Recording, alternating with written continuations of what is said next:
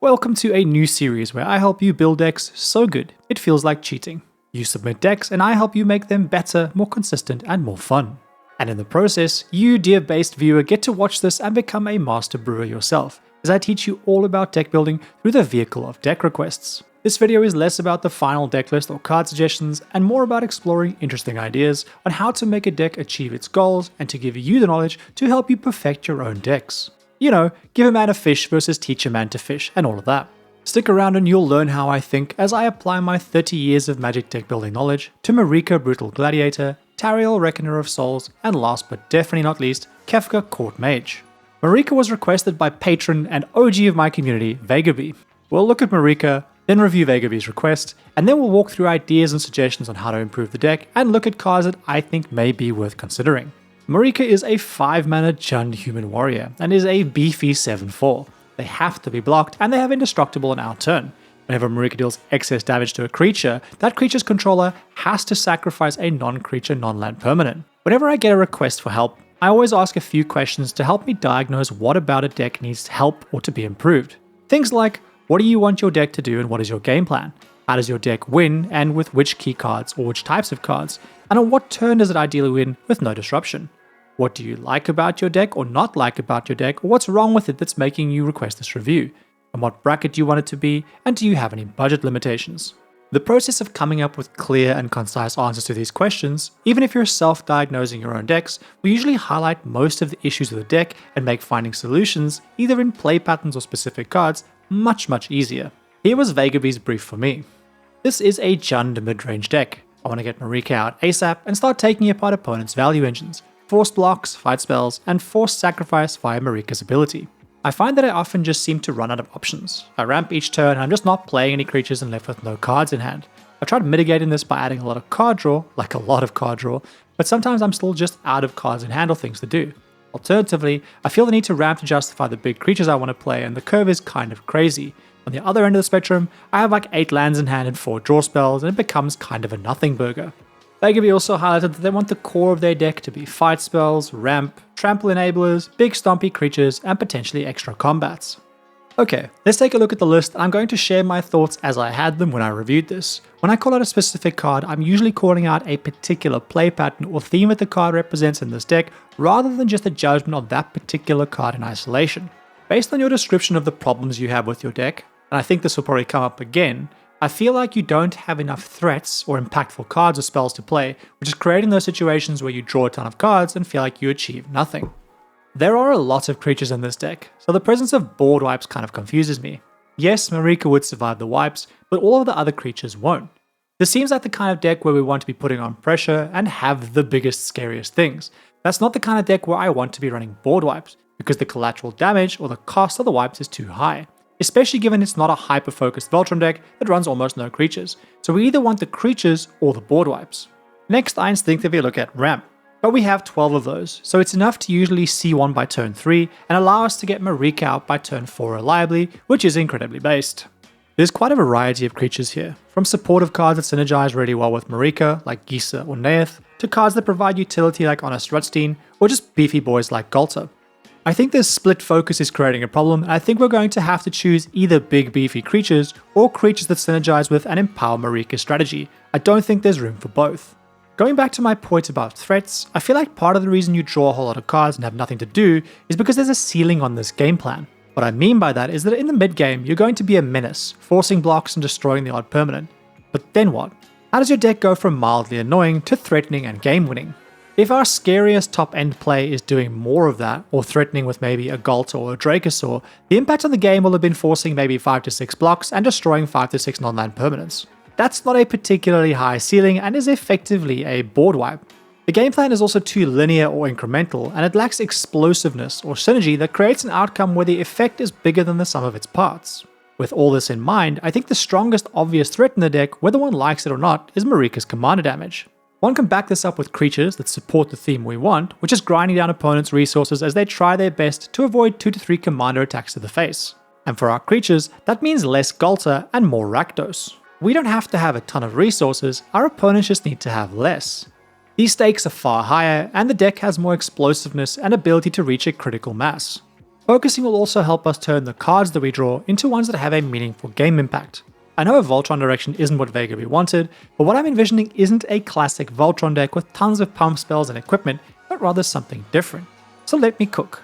With all of this in mind, these are the areas I would focus on and thus means the cards that I would try and bring into the deck. We will work some card advantage in there as well, but us repeatedly depleting our opponent's stuff is inherently card advantage to begin with. Our main game plan is to pressure with Maarika and then use the big scary creatures that we do have to come in and support that pressure. Here's a visualization of what I'd keep and what I'd definitely change and what I'm unsure about. I'm not going to go through each card one by one, but Vega, you know where to find me to get clarity, and if you Divya are curious about why I've made a recommendation, head down to the comments. More importantly, here's some of the cards I'd consider bringing into the deck. I'm not saying all of these should be added because there's not space for them, but these are the cards that I thought about that I think could fill some open slots or even replace some existing options. I really like the damage spells like Nibelheimer Flame and how they synergize with Maarika, dealing damage to the entire board and acting as incredibly painful wipes because you make everyone sacrifice a whole bunch of stuff. Show-Stopping Surprise, Waltz of Rage, and Arc Bond are all solid additions here. When it comes to fight spells, I think there are some absolute bangers that we could add. Starting with Colony Ambush and Bridgeworks Battle, because as MDFCs, they're pretty much a no-brainer. I also really like Pain for All for this deck. Ulvenwald Tracker is also really strong, allowing you to fight every turn in addition to attacking. Flesh and Blood could be interesting as a fight spell, or allowing you to make Maarika bigger, and Windswift Slice fights and can help you make some chump blockers, which I think we're probably going to need. Those who know me know I'm down bad for cards that perform multiple roles in a deck, and Hunter's Talent is absolutely amazing here. It's a fight spell, it gives trample, and it can give card draw. Hunter's Bow is also a good fight spell that gives Maarika some protection with the ward. Contest of Claws fights and can give some card advantage via the Discover, and Chocobo Kick can take care of really big threats. Last but not least, Cartouche of Strength both fights and gives trample. When it comes to sacrifice synergies, there are a few that I really like that I think could fit into this deck nicely. The first is Braid's Arisen Nightmare. Given the resource denial strategy we have, we'll likely end up with 3 cards every turn, which is really strong. Shouldered Whispering One could be a very scary top-end creature for us because they force sacrificing of creatures and allow us to bring our stuff back from the graveyard. As can regular Shouldered. She's good even if we don't flip her, but if we do, it puts that resource denial strategy into overdrive. Eldest Reborn is a bit like that, just weaker.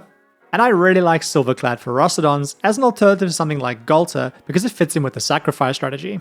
I'm a big fan of an addition like Vevictus Asmadi, as it can offer some targeted sacrificing to deal with serious threats. Shard of the Void Dragon can make people sacrifice permanents on attacking, and Sat's Will can get rid of big problems for us and make us a bunch of blockers. I think Archfiend of Depravity is going to be an absolute banger in this deck, as it'll make that blocking choice so much more difficult and it'll kill go-wide strategies all at once. Right now this deck doesn't run a lot of artifacts, so Molder Slug could be really good, and as can Ruthless Winnower, provided we feel like we have enough creatures of our own to sacrifice.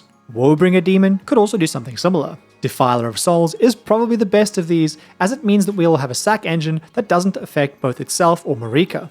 Jecht plays into our what are you blocking strategy really well, and his flip side helps with that resource denial strategy that we're aiming to achieve. Accursed Marauder is a solid cheap way to put on some sacrifice pressure, and a Rankle is another solid resource denial engine. Last but not least here, a card like Sudden Edict could be an amazing combat trick, but so can Soul Shatter or to a degree even Diabolic Edict. Angrath's Rampage can also be a cheap versatile sacrifice spell. Given the focus and potentially increased focus based on my feedback on Maarika in this list, I think we need some protection. Particularly protection that gives hexproof.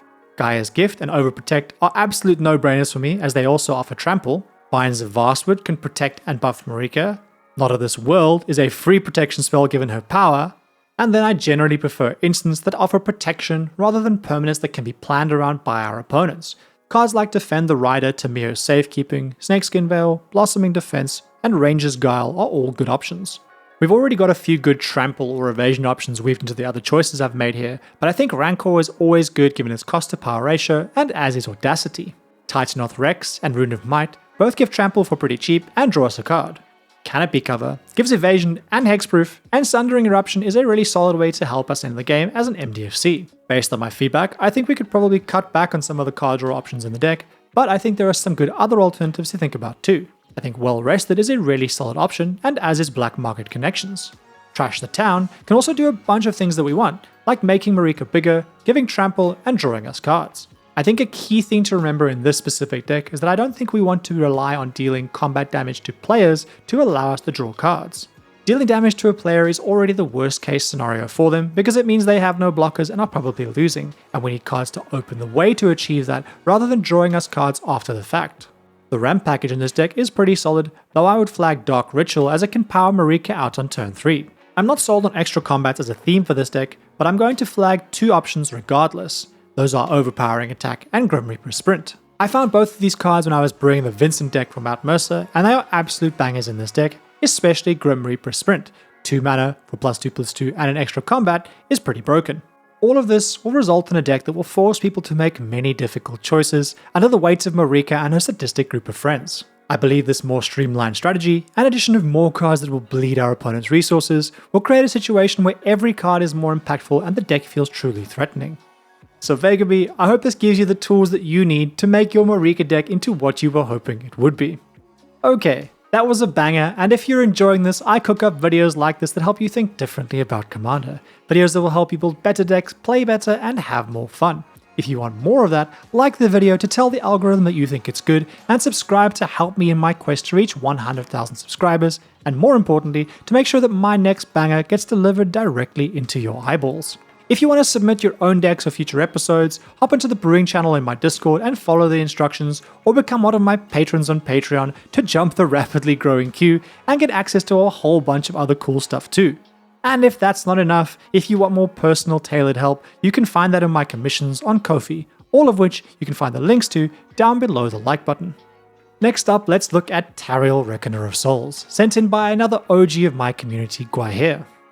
Tariel is a 7-mana Mardu Angel that is a 4/7 with Flying and Vigilance.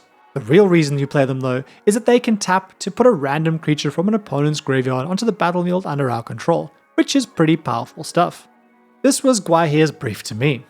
I would have a difficult time describing the perfect game plan, because of how much I base my decision making on the current board state.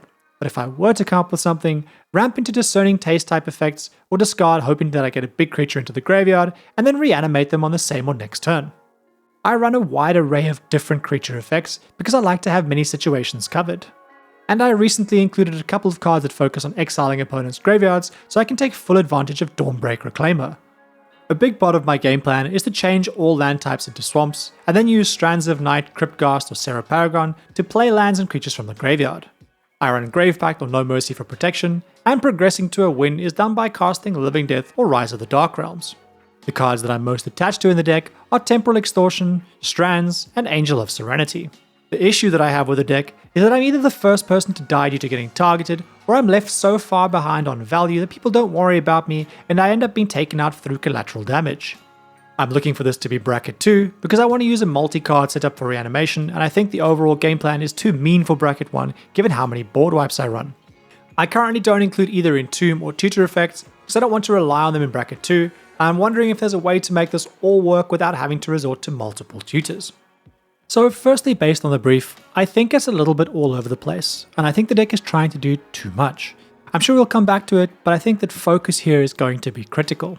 At first glance, I can immediately tell you that this is not a bracket 1 deck, not because of power or play pattern like board wipes, but because it's not a themed deck and your card choices are not theme focused.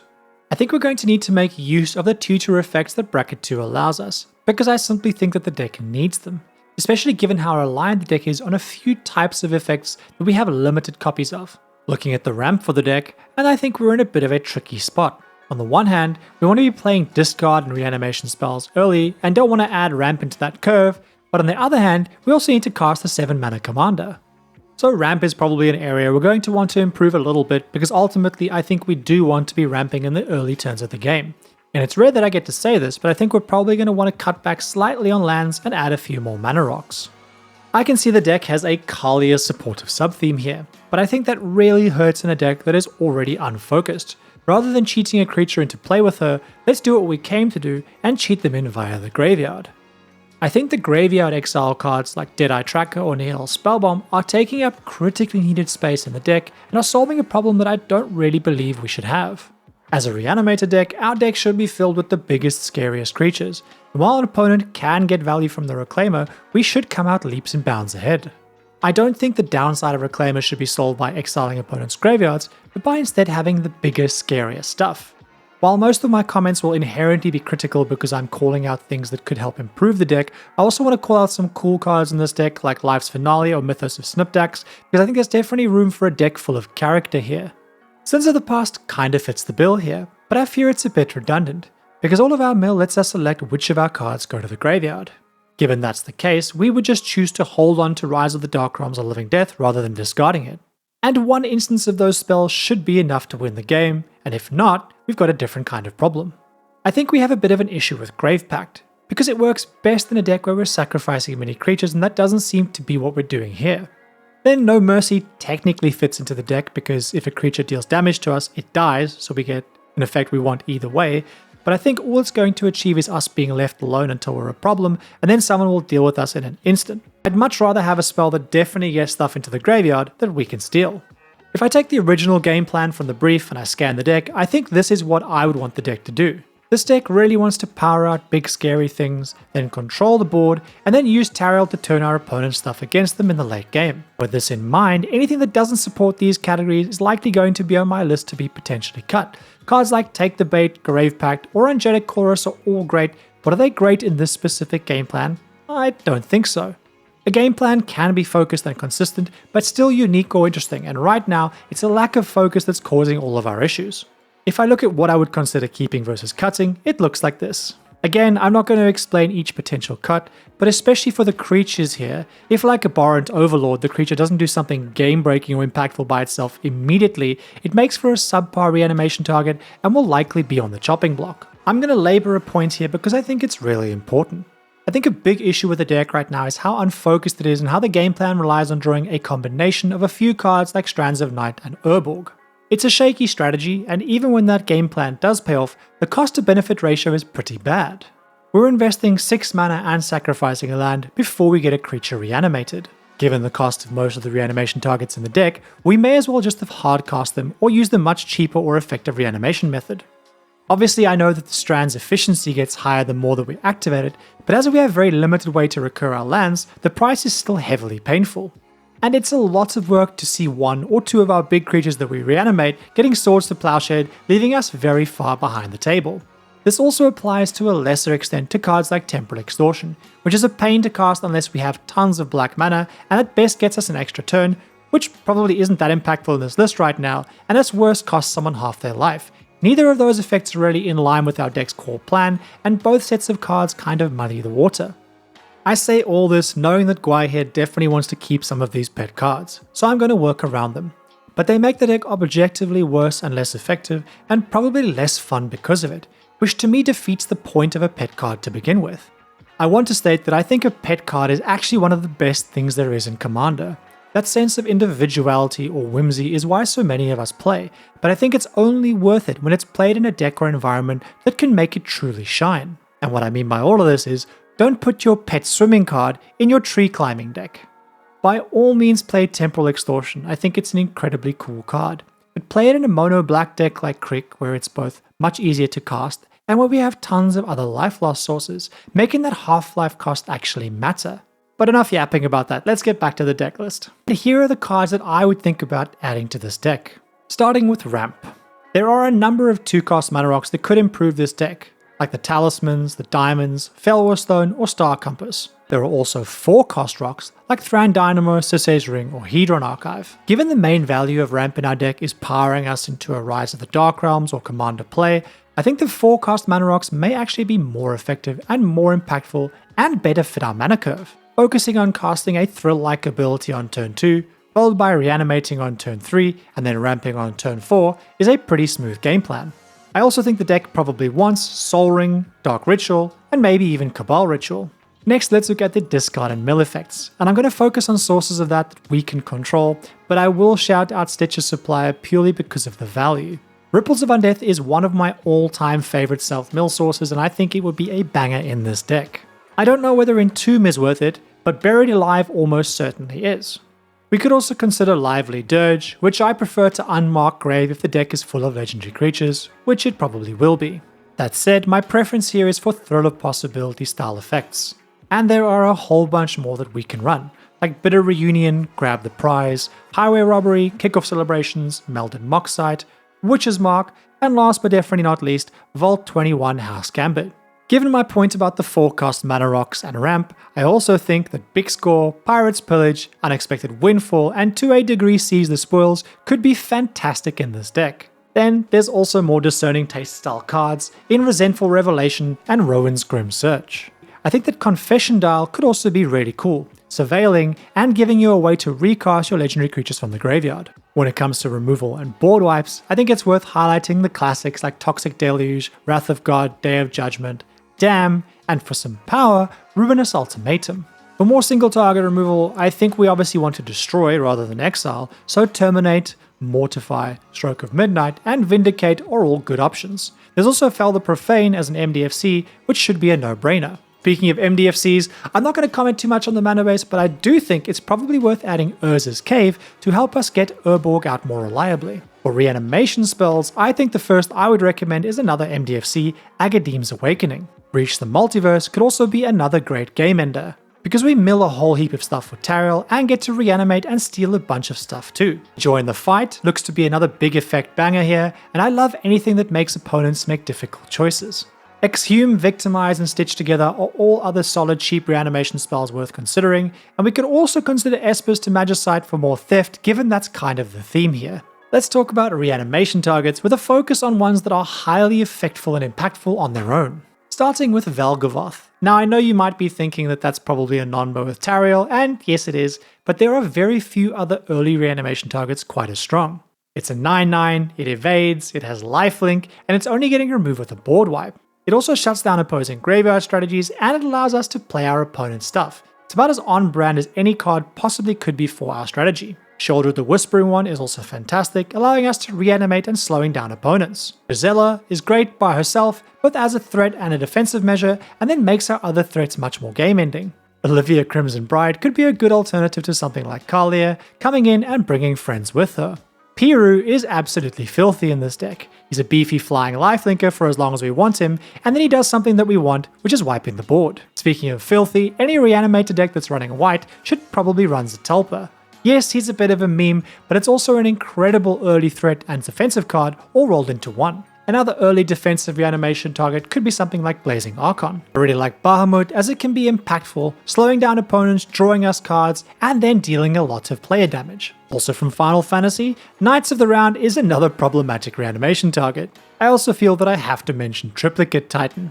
Given the deck has the redder chroma right now, I think the whiter chroma is arguably better. And I think Arden the Usurper is very interesting, allowing you to turn your graveyard into a menacing army of hasty lifelinking demons. On theme with Arden, I think Pestilence Demon can be a huge pain to play into, especially for go-wide decks. There's Metamorphosis Fanatic, who like Arden can also bring a friend along for the ride, and Massacre Worm can be a real pain to go-wide decks in the mid to late game. Sepulchral Primordial is great as part of the theft strategy, and Avacyn is always really solid. There are also a number of strong dragon options, like Udvara Hellkite building out a dragon army, to Ancient Gold Dragon making you a fairy one. Ancient Copper Dragon can make all the mana, and Ancient Bronze Dragon plays into our reanimation strategy. This is really good as a beefy flyer that can be both removal and card draw, and Emiria Shepherd could play into the land sacrifice strategy. Kefka Dancing Mad is a really fun and solid way to play into the graveyard and theft strategy, and so is Lord of the Void. It's worth calling out Micaias, who is game-ending when paired with almost any of our spicy creatures, and last but not least, cards like Velomachus Lawhold can power us into reanimation spells, and Itali can do Itali things. The theme across all these reanimation targets I've focused on is creatures that are strong offensively, defensively, or ones that just generate a lot of additional value, helping us to build out or steal the board of threats. Quite here exactly which you choose is up to you, but generally all of this will result in a deck that aims to give a much more consistent core that allows for the pet cards to exist and flourish without causing janky lopsided games. This creates a game plan where early we're drawing and ditching strong reanimation targets that allow us to have a real impact on the game. We then back this up with board wipes for the mid game and Tariel and game menders like Breach the Multiverse. And I think with that, we're in for a good time. This is, as I said, the first iteration of this series, so if you're enjoying this, head on down to the comments below the like button and let me know so that I know to continue. And if you have any input, like something you think I should do differently in future episodes of this series, or if you just have solid suggestions for these decks, drop that down there as well. I was lucky enough to pull a Surge Foil Kefka, so I've been thinking about brewing that deck for a while, so this is naturally one I'm very excited about. Let's talk about Kefka Court Mage. This list was submitted by patron and community member Cactus, and this is what they had to say. One of my dear friends bought me a very pretty Kefka, so I've been toying around with a few builds. After a few iterations, I've settled on wheels and reanimation as the direction I want to take him. I feel like this deck is going in the right direction, it just needs a little refinement and some ratio tweaking. I want to get a fresh perspective on the list since I've been staring at it for so long that it's becoming more and more difficult to figure out cuts and adds. I love the wheels aspect, and I've got a fun few reanimation targets in here. The thing I don't like about it is that it feels very hit or miss. Some hands feel very good and smooth, and others not really. I feel like the deck is almost there, but it's just falling short. I chalk this up to my inexperience of building this kind of deck. I'd like to be able to play the deck in bracket 3. Now, I didn't realize when I picked these requests that these were both reanimated decks, but it seems that my people have indeed found me. I do, however, think it'll be interesting to see where they're similar and where they differ. I probably won't repeat card recommendations from the Tariel discussions, but half of what I mentioned there is probably going to be relevant for this deck too. Kefka Court Mage is a 5-cost Grixis human wizard and is a 4/5. His first ability says, whenever he enters or attacks, each player discards a card, and then we draw a card for each card type among the cards discarded this way, which is already a banger. His second ability, while expensive at 8 mana, is properly game-breaking. Each opponent sacrifices a permanent, and then he transforms into a 5/7 flyer that says, whenever an opponent loses life, which also means taking damage of any kind during our turn, we draw that many cards. Absolutely cooked. If I think of core themes that this deck wants based in the description, it probably looks like this. And if I look at the deck list, I think the immediate first thing that hits me is that 30 creatures is probably quite a lot. Because that means we're probably going to have drawn 3 to 5 creatures by like turn 3. Wheels will certainly help us get them into the yard, but I imagine some of those games feel clunky because we're sitting with a whole bunch of creatures in our hand. The games that feel good are probably those where we had a good combination of reanimation spells and reanimation targets and early ways to get them into the yard. For a deck with a 5-mana commander, and one that we want to attack with before his 4/5 body is outpaced by the table, the deck is probably a bit light on ramp. Even more so because his ability costs 8 mana. At a quick glance, I imagine we'll want to add 3 to more mana sources to get us to that breakpoint of 12, which means it will be more likely to draw the ramp when we want it. I feel like this card may be in here because of the Final Fantasy theme, but given what the deck wants, I feel like Bola Citadel really doesn't add much, especially as a game changer. Probably much rather opt for something like Fierce Guardianship to bolster our protection of Kefka or our reanimated board. I think a card like Espers to Magicite could be a bit hit or miss here. Yes, given the wheels, there's a chance that we could hit an absolute bomb creature in our opponent's graveyards with it, but as the reanimator deck, our stuff should probably be scarier, so I'd rather have that slot to do something else. A card like Bogwitch looks really great on paper, but it's essentially a worn Power Stone with more steps, and we should have more than enough sources of discard without it, especially with discard in the command zone. This is probably true for a card like Argentum Masticore as well. It does a whole bunch of cool stuff, but I imagine I'd be much more excited to see a more impressive reanimation target like Valgavoth in my opening hand every single time. I feel like both of the Emmets are probably unnecessary in this deck, and I say this as someone whose commander crime is being greedy and loving card advantage a little bit too much. They're both great cards and synergistically they kind of fit, but the deck has so many sources of card advantage and draw that I'd rather use these spots for things we actually need. Are they cool? Yes. Are they going to do interesting things? Also yes. Can our deck function perfectly without them? Very definitely, yes. And whenever that's the case, I tend to question why I have those cards in the deck. Doomsday Excruciator seems bad because its first ability only triggers when we cast it, and a card like Burning Rune Demon is cool, but I'd probably rather have it buried alive 90% of the time. This is also true for cards like Ravenous Chupacabra. I'd probably rather have it terminate, and I'd be more cutthroat with what creatures we include so that they're impactful and scary. I'm unsure about a card like Deadly Tempest. It seems great with a flipped Kefka out, but honestly if we already have Kefka flipped, I feel like this may just be win more. How often would I rather just have a Toxic Deluge or Damnation? Probably most of the time. Lastly, before I share what I think we should keep versus consider cutting, I'd be cautious of so many wheel effects that discard our hand and draw that many cards, versus those that discard all of our cards and draw 7. To me, the latter is far superior. Wheel of Fate also seems a bit awkward because I can see the value of the wheel being getting stuff in the graveyard in the early game to be reanimated, and Wheel of Fate isn't doing that. With all of this in mind, here's what I would look to keep or cut, and we will look at possible additions in a second. I'm going to reiterate here that I'm likely not going to bring out the same cards that I did in Tariel, because if they, like Dark Ritual, were relevant there, they will almost certainly be relevant here. And speaking of Dark Ritual, let's start with ramp. We likely want to get our ramp up to a minimum of 12, and there are many mana rocks in the Tariel section that we could use. Millikan and the Range Assistant could also be really good here. Crown of Sauron is also fantastic if we decide we want 4 mana ramp, though I'm not convinced that this deck does, and I think we probably want to be ramping on turn 2 or 3 into a turn 4 Kefka. When it comes to discard outlets or mill effects, I feel I need to shout out the OG of OGs, Tariel Winds. Buried Alive seems almost too good not to run, but I know the current strategy is more wheel focused.